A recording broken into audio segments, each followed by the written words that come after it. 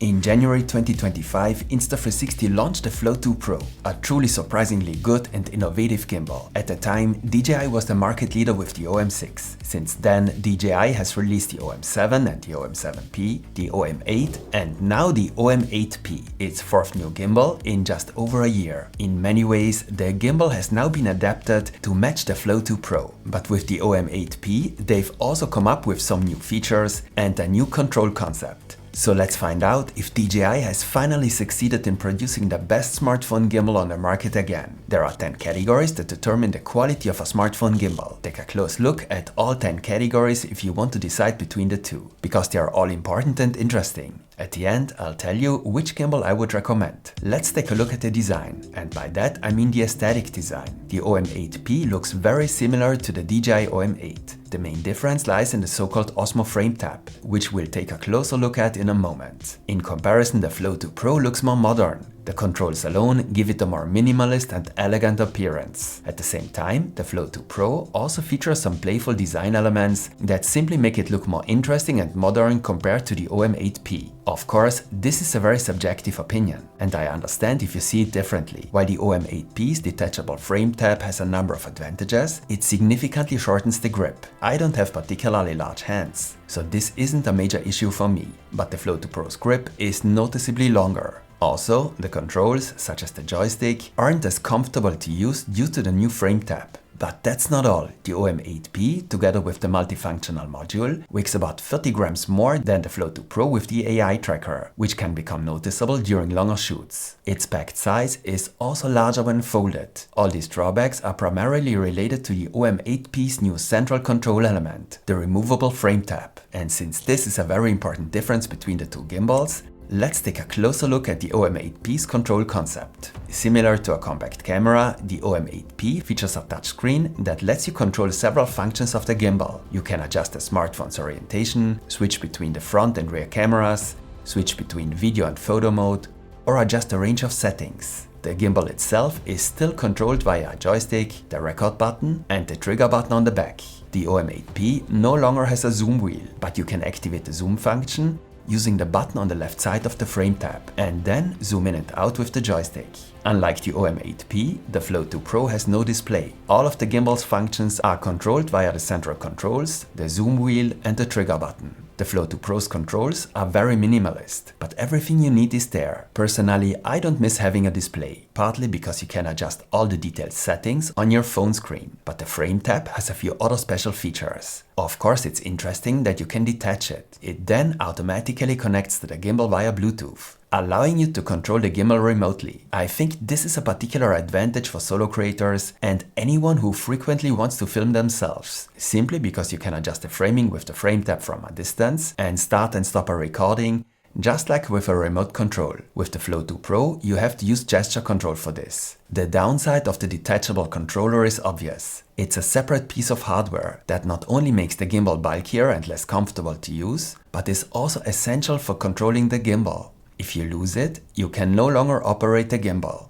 And unfortunately, at some point, the frame tab on my gimbal stopped connecting. The gimbal was unusable for quite a while. Somehow, I managed to reset the frame tab. On the other hand, it has another advantage that is particularly interesting for solo creators. Not only can you change settings remotely, but you can also mirror the image from your smartphone's camera. Though that's not entirely accurate. So let's take a closer look at the feature, as this is the actual intended use of the detachable display. The main problem with filming yourself using a smartphone is that your phone's actually good cameras are located on the back. The quality of the iPhone's main camera, for example, is significantly better than that of the selfie camera. And of course, the 2 to 3 cameras on the back also offer multiple focal lengths and zoom factors. Unfortunately, there's no display on the back, so you can't estimate the framing. Insta360 has also come up with a few solutions for this. But let's stick with the OM8P for now. If you swipe to the right, the image from the multifunctional module's camera is displayed, allowing you to roughly estimate the camera's framing. I find this useful,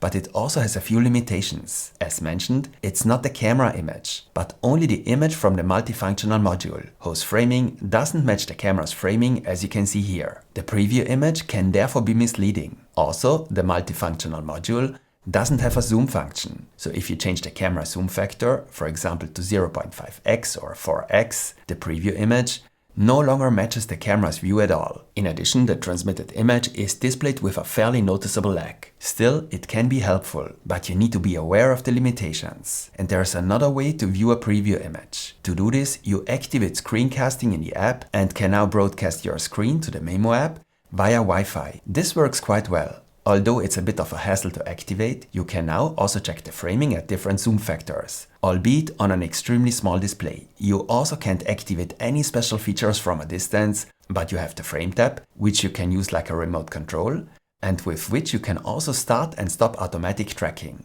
Unfortunately, there is still a bit more lag with this connection, and you always have to activate screencasting in the app beforehand. Insta360 came up with 2 other solutions for the same problem with the Flow 2 Pro more than a year ago. The Flow 2 Pro's gimbal head features a small mirror that displays the framing of the 1x main camera quite accurately. An unusual solution, but one that works surprisingly well. And you can connect a second smartphone to the Insta360 app via QR code. Unlike with the OM8P, you can now see the app's preview image on a larger screen and can also change settings and activate features. This has advantages over the frame tab. But of course, you don't always have a second smartphone with you. I'm not quite sure what to make of the frame tab. On the one hand, it's a good solution if you want to film yourself. But on the other hand, I hadn't expected so many limitations. It probably couldn't have been implemented any better for now. The Flow 2 Pro and the OM8P both come with the usual shooting modes. A follow mode where the tilt axis and pan axis move. A pan follow mode where only the pan axis moves. So the gimbal doesn't move up and down, but only sideways. And an FPV mode, which allows movements not only of the pan and tilt axis, but also of the roll axis. You can therefore also perform lateral rotational movements. If you don't want to worry about the mode at all, you can also use the automatic mode on the Flow 2 Pro.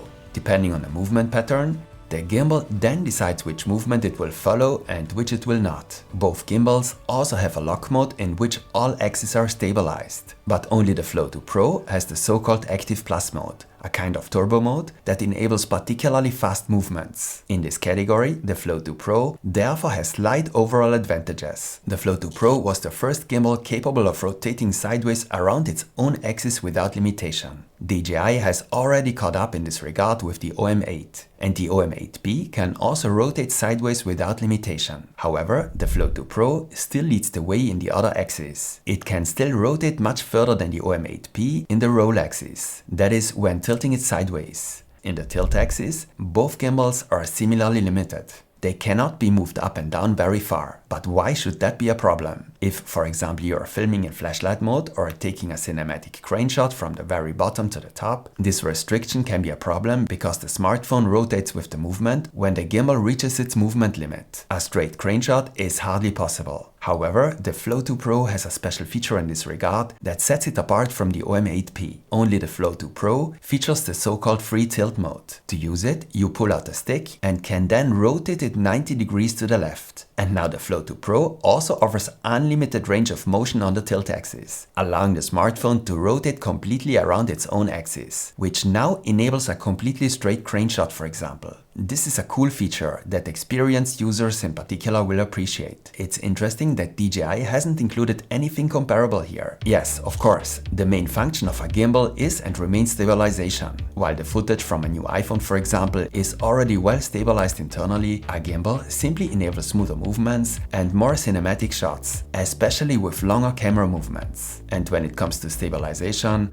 there is hardly any difference between the two gimbals. Manufacturers have been reaching their limits here for some time now. Both gimbals stabilize the shot well and do what they are supposed to do, though beginners in particular should know that no gimbal can compensate for up and down movements while walking. You still have to try to compensate for these movements by walking properly. While there are hardly any differences when it comes to stabilization, it's a different story with the second main function of a modern smartphone gimbal, tracking of subjects. To use all the tracking features, you need to use the respective manufacturer's app with both gimbals. This is the only way to achieve the best possible tracking performance. And for this, you don't need the AI tracker from Insta360 nor the multifunctional module of the OM8P. Tracking in the app works excellently and very efficiently with both gimbals. Both gimbals are very responsive and can recognize the subject even if it has been lost for a longer period of time. Both gimbals allow you to adjust the framing while tracking using the joystick. And both gimbals can also track objects, at least within their respective apps. With both gimbals,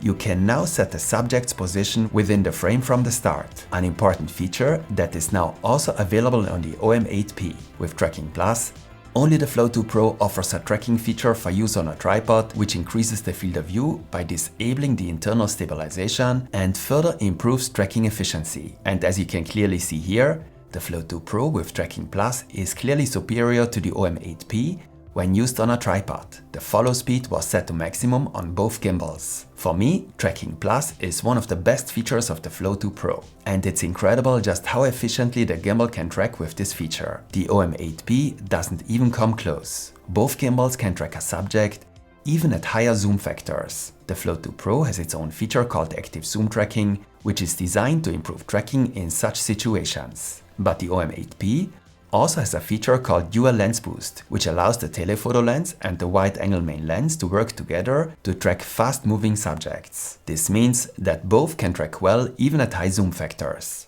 And only the Flow 2 Pro is capable of group tracking, that is tracking entire groups of people so that individual members aren't cut off at the sides. For me, the Flow 2 Pro is therefore still the best smartphone gimbal when it comes to tracking. But DJI has taken a few cues from the Flow 2 Pro. Just like the Flow 2 Pro, the OM8P now features a ring light that indicates whether a subject is being actively tracked. And by the way, it also has tripod legs very similar to those of the Flow 2 Pro, and is now significantly more stable than the OM8 or the OM7P. What if you want to track subjects but still want to use the native iPhone camera app or a video conferencing or a social media app, for example? There are two solutions for this, and one of them is Apple Dockkit. That's the integrated tracking technology from Apple. Apple Dockkit is supported by both gimbals. With Dockkit, the gimbal connects to the iPhone via NFC and can then track a subject outside of the DJI Mimo or the Insta360 app and without additional trackers. For example, in the native camera app, Instagram or TikTok.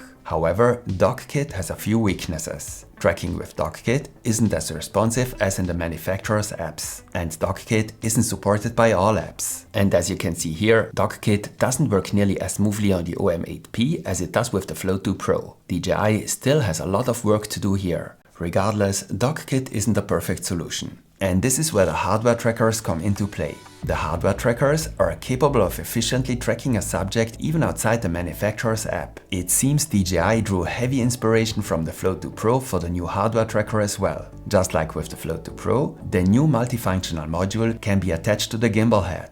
And that has a major advantage. This is a magnetic phone mount. It attaches magnetically to the back of an iPhone. It can be left there and can also be used as a small stand. It also allows you to attach your iPhone to the gimbal even faster and without a clamp. It's available for both gimbals. And since the OM8P's multifunctional module is no longer attached to the phone clamp, the magnetic mount can also be used in combination with the multifunctional module. By the way, neither tracker is included in the standard package. You have to pay an extra charge of about $20 for both. And this is especially important with the OM8P if you want to use all the features of the new detachable display. Because as I mentioned earlier, the Osmo Frame tab doesn't display the image from the phone's camera, but rather the image from the multifunctional module. Both trackers work well and enable good and fast tracking of the subject. And of course, they also work with Android smartphones and independently of the app with which you want to use your smartphone's camera. Both allow you to control the camera from a distance using hand gestures. And both also have an integrated spotlight to improve exposure in low-light conditions. I think the OM8P's multifunctional module has been improved in many ways compared to the OM8. It tracks very well and can now track objects too, but it has one major drawback compared to the old model. It no longer has an Osmo audio receiver. This means that, just like with the Flow 2 Pro,